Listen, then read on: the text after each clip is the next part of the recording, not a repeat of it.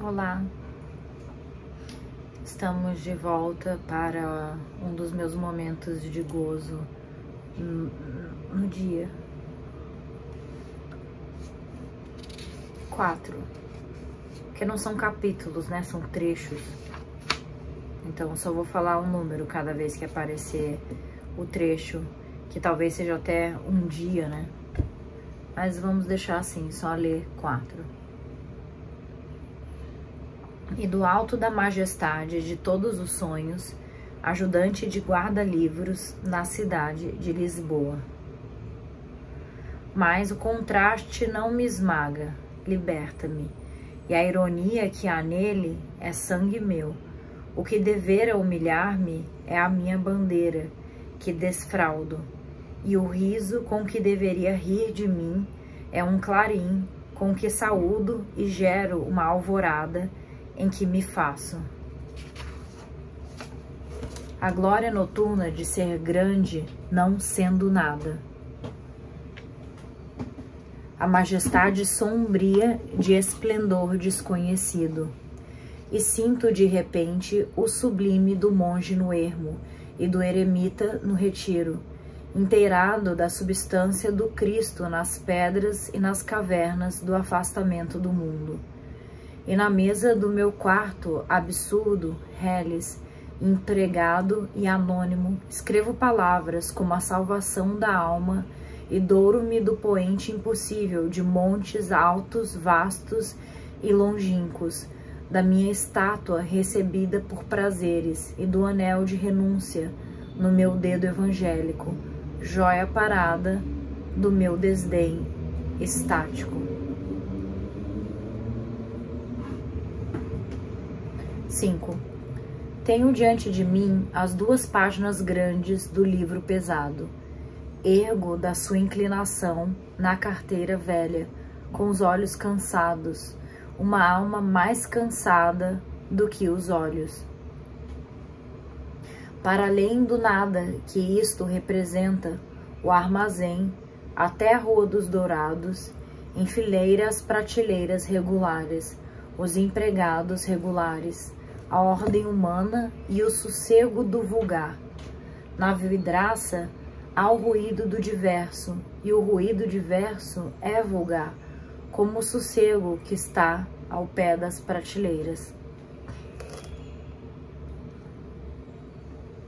Baixo olhos novos sobre as 2 páginas brancas em que os meus números cuidadosos puseram resultados da sociedade.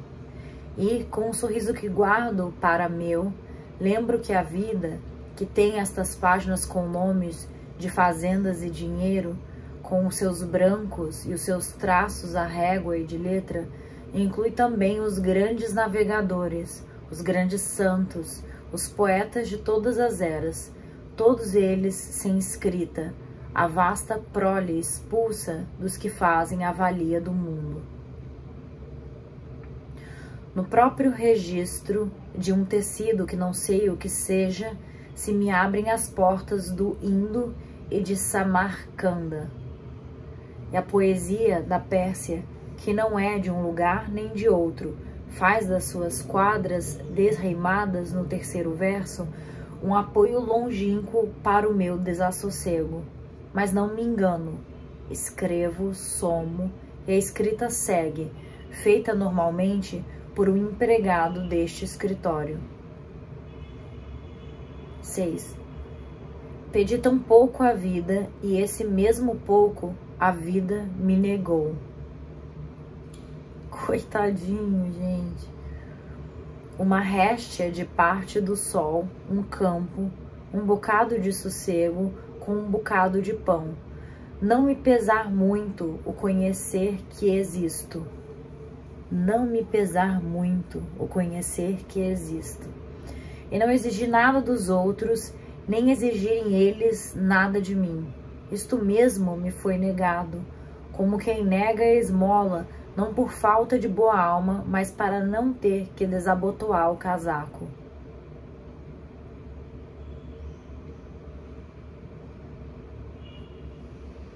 Meu Deus, muito depressivo, cara.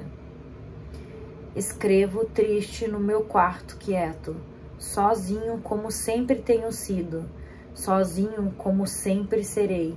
E penso se a minha voz, aparentemente tão pouca coisa, não encarna a substância de milhares de vozes, a fome de dizerem-se de milhares de vidas, a paciência de milhões de almas submissas, como a minha, ao destino cotidiano, ao sonho inútil, à esperança sem vestígios. Nestes momentos, meu coração pulsa mais alto pela minha consciência dele. Vivo mais porque vivo maior. Sinto na minha pessoa uma força religiosa, uma espécie de oração, uma semelhança de clamor. Mas a reação contra mim desce-me da inteligência. Vejo-me no quarto andar alto da rua dos douradores. Assisto-me com sono. Olho sobre o papel meio escrito a vida vã sem beleza e o cigarro barato que a expender estendo sobre o mata-borrão velho. Aqui eu, neste quarto andar, a interpelar a vida, a dizer o que as almas sentem, a fazer prosa como os gênios e os célebres. Aqui eu, assim.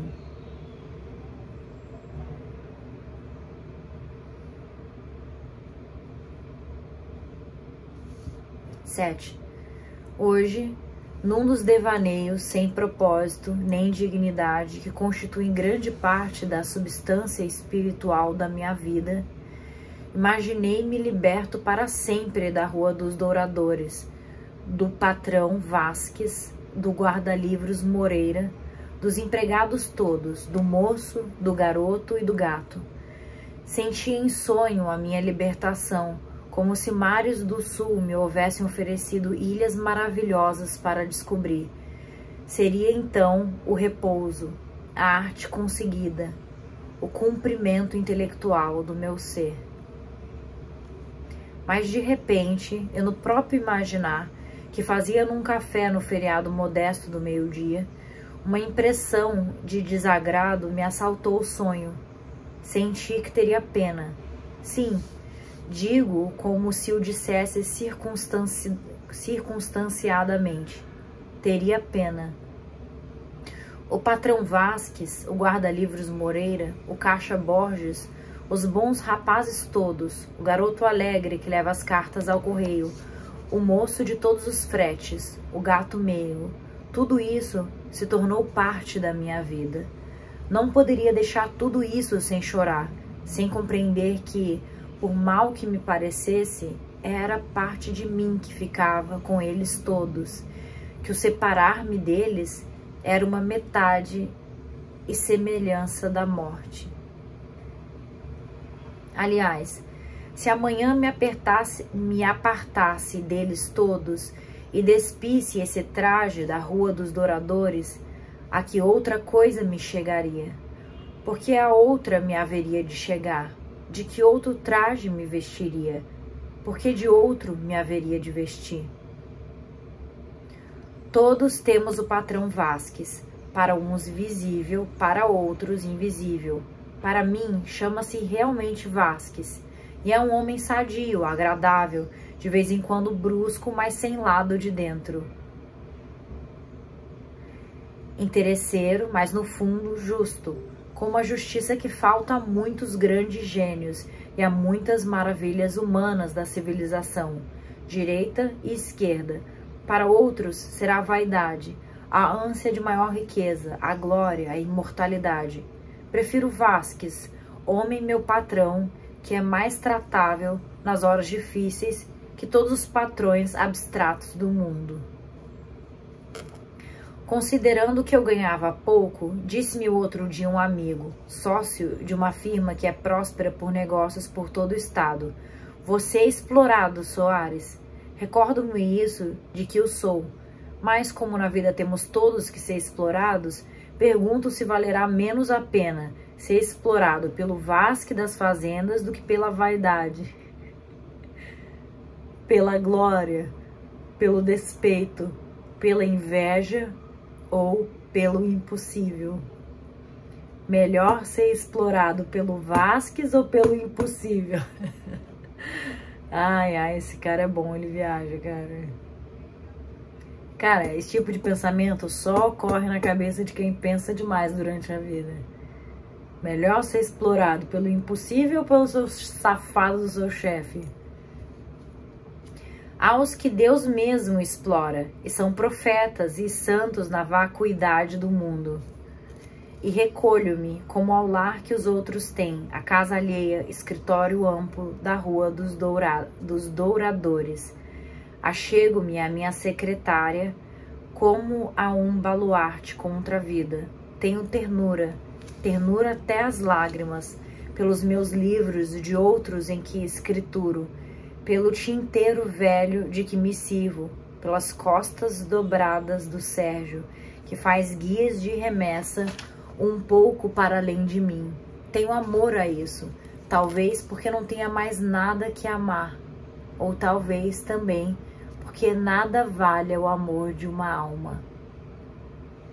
E se temos por sentimento que o dá, tanto vale dá-lo ao pequeno aspecto do meu tinteiro, como a grande indiferença das estrelas.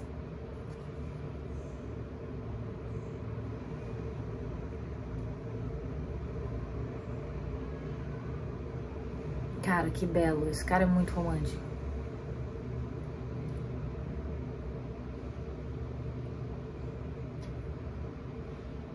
Tenho amor a isso.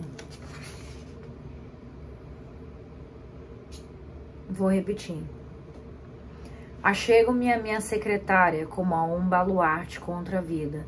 Tenho ternura até as lágrimas, pelos meus livros de outros em que escrituro, pelo tinteiro velho de que me sirvo, pelas costas dobradas do Sérgio, que faz guias de remessa um pouco para além de mim.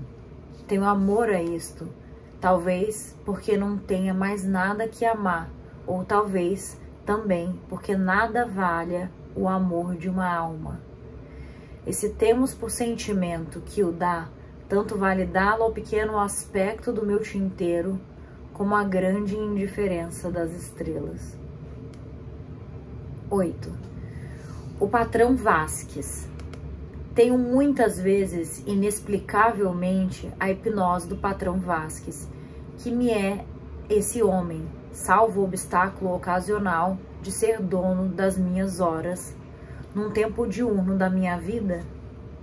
Trata-me bem, fala-me com amabilidade, salvo nos momentos bruscos de preocupação desconhecida, em que não fala bem a alguém.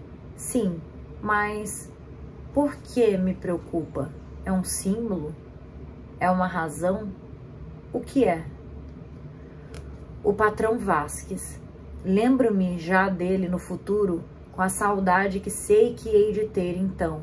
Estarei sossegado numa casa pequena nos arredores de qualquer coisa, fruindo um sossego onde não farei a obra que não faço agora, e buscarei, para continuar, a não ter feito, desculpas diversas daquelas em que hoje me esquivo a mim. Ou estarei internado no asilo de mendicidade, feliz da derrota inteira, misturado com a ralé dos que se julgaram gênios e não foram mais que mendigos com sonhos, junto com a massa anônima dos que não tiveram poder para vencer, nem renúncia larga para vencer do avesso. Seja onde estiver, recordarei com saudade o patrão Vasquez, o escritório da Rua dos Douradores, e a monotonia da vida cotidiana será para mim como a recordação dos amores que me não foram advindos, ou dos triunfos que não haveriam de ser meus. O patrão Vasquez. Vejo de lá hoje, como vejo hoje de aqui mesmo, estatura média, atarracado, grosseiro com limites e afeições, franco e astuto, brusco e afável, chefe à parte o seu dinheiro, nas mãos cabeludas e lentas, com as veias marcadas como pequenos músculos coloridos, o pescoço cheio, mas não gordo, as faces coradas e ao mesmo tempo tensas, sob a barba escura sempre feita a horas. Vejo seus gestos, devagar, enérgico, não é devagar, é devagar, enérgico, os seus olhos a pesar para dentro coisas de fora. Desculpa, a pensar para dentro coisas de fora. Recebo a perturbação da sua ocasião em que lhe não agrado, e a minha alma alegra-se com o seu sorriso, um sorriso amplo e humano, com o aplauso de uma multidão. Será talvez porque não tenho próximo de mim figura de mais destaque do que o patrão Vasquez, que muitas vezes essa figura comum e até ordinária se me emaranha na inteligência e me distrai de mim? Creio que há símbolo. Creio, ou quase creio, que algures, numa vida remota, este homem foi qualquer coisa na minha vida mais importante do que é hoje. 9. Compreendo. O patrão Vasquez é a vida, monótona e necessária, mandante e desconhecida. Este homem banal representa a banalidade da vida. Ele é tudo para mim, por fora, porque a vida é tudo para mim, por fora.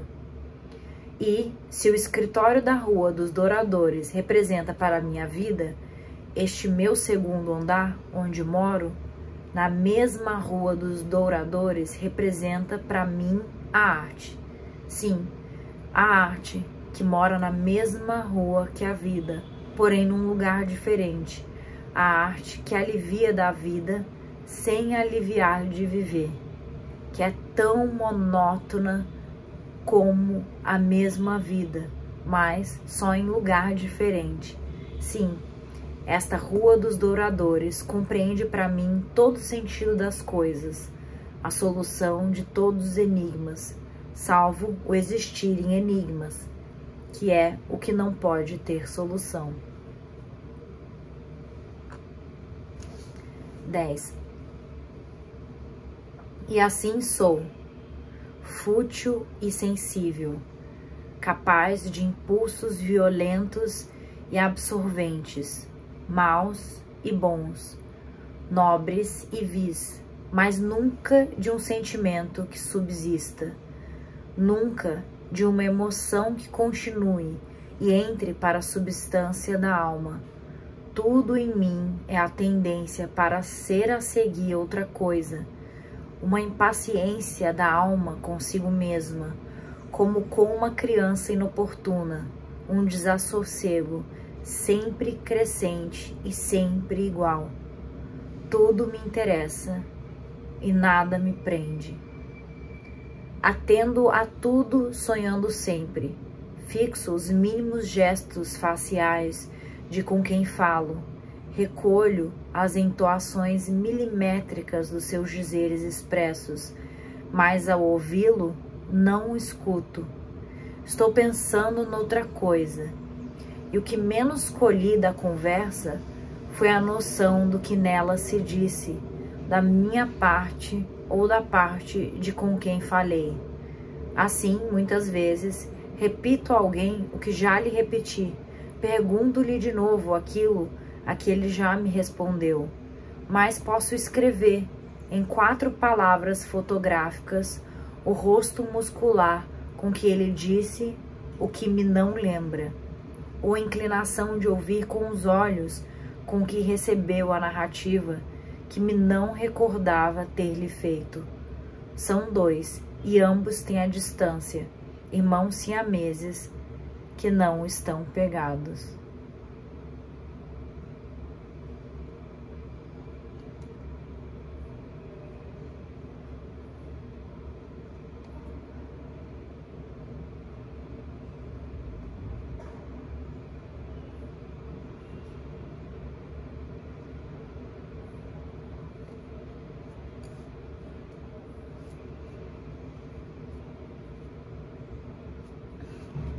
lindo, lindo.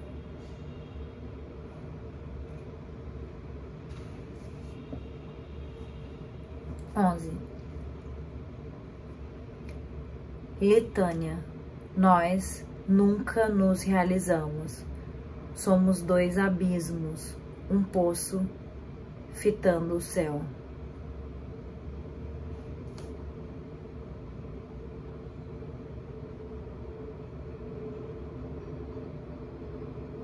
Será que Litânia é uma pessoa na vida dele?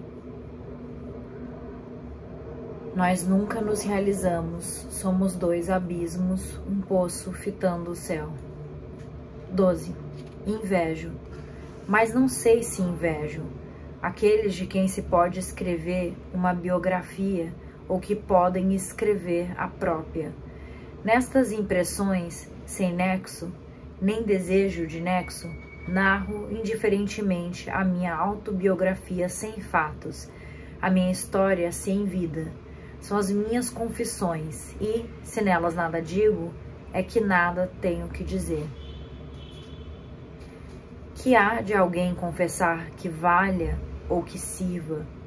O que nos sucedeu ou sucedeu a toda a gente ou só a nós, num caso não é novidade e no outro não é de compreender.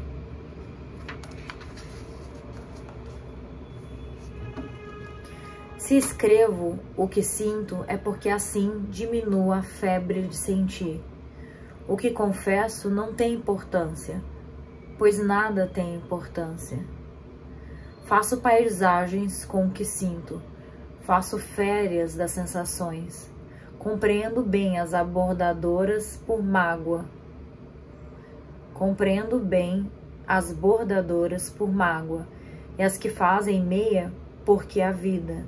A minha tia velha fazia paciências durante o infinito do serão. Estas confissões de sentir são paciências minhas. Não as interpreto como quem usasse cartas para saber o destino.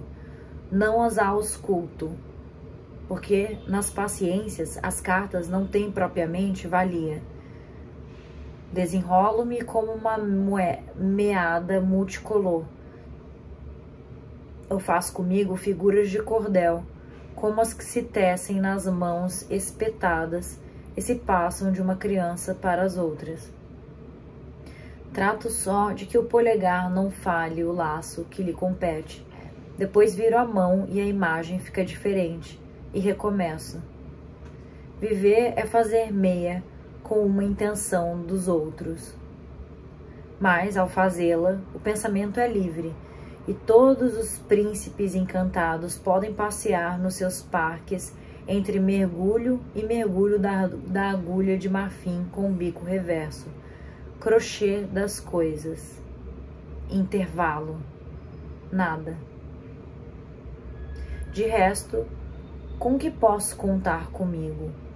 Uma acuidade horrível das sensações e a compreensão profunda de estar sentindo, uma inteligência aguda para me destruir e um poder de sonho sôfrego de me entreter, uma vontade morta e uma reflexão que a embala, como um filho vivo, sim, crochê.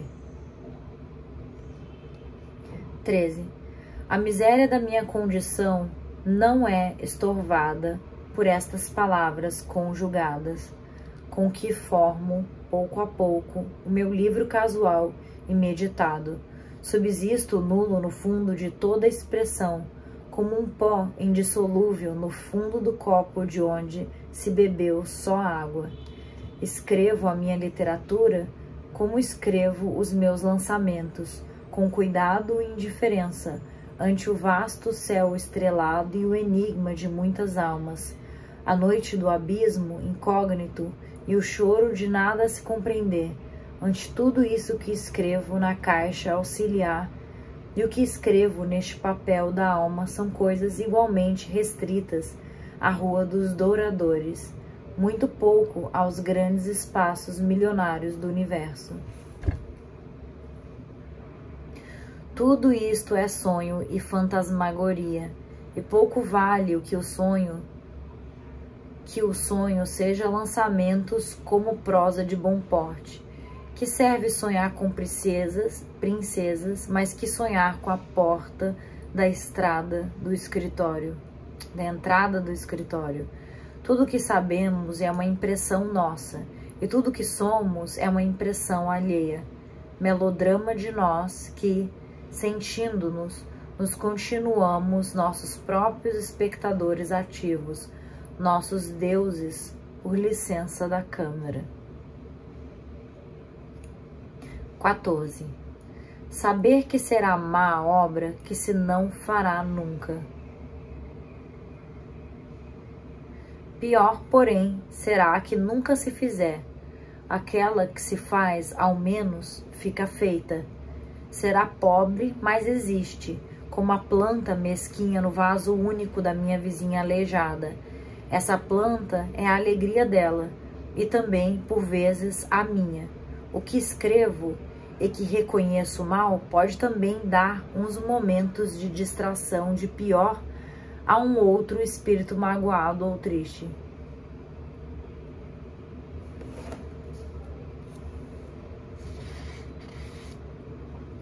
Tanto me basta ou me não basta, mas serve de alguma maneira, e assim é toda a vida.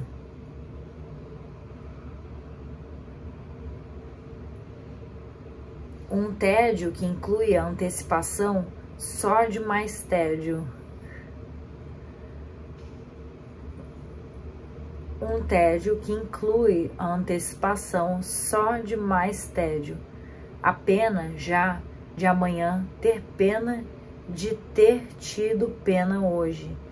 Grandes emaranhamentos sem utilidade nem verdade. Grandes emaranhamentos. Onde, encolhido num banco de espera da estação apeadeiro, o meu desprezo dorme entre o gabão do meu desalento. O mundo de imagens sonhadas de que se compõe por igual o meu conhecimento e a minha vida. Em nada me pesa ou em mim dura o escrúpulo da hora presente. Tenho fome da extensão do tempo e quero ser eu sem condições.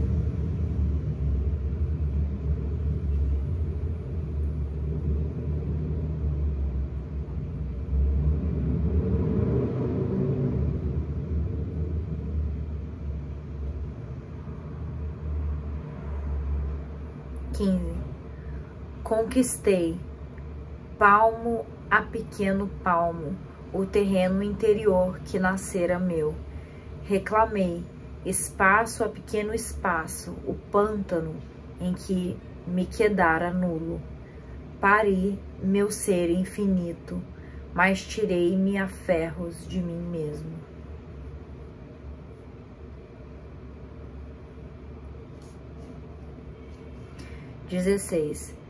Devaneio entre Cascais e Lisboa. Fui pagar a Cascais uma contribuição do patrão Vasques, de uma casa que tem no Estoril. Gozei antecipadamente o prazer de ir, uma hora para lá, uma hora para cá, vendo os aspectos sempre vários do grande rio e da sua foz atlântica. Na verdade, ao ir, perdi-me em meditações abstratas, vendo sem ver as paisagens aquáticas que me alegrava ir ver, e, ao voltar, perdi-me na fixação dessas sensações. Não seria capaz de descrever o mais pequeno pormenor da viagem, o mais pequeno trecho divisível. Lucrei essas páginas por ouvido e contradição. Não sei se isso é melhor ou pior do que o contrário, que também não sei o que é. O comboio abranda, é o cais do Sodré. Cheguei a Lisboa, mas não a uma conclusão.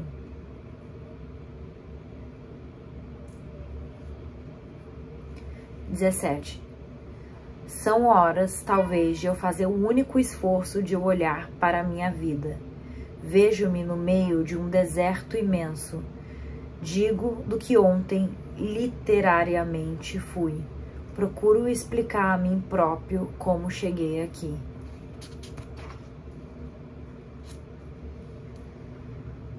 Fim. Hasta. Abianto.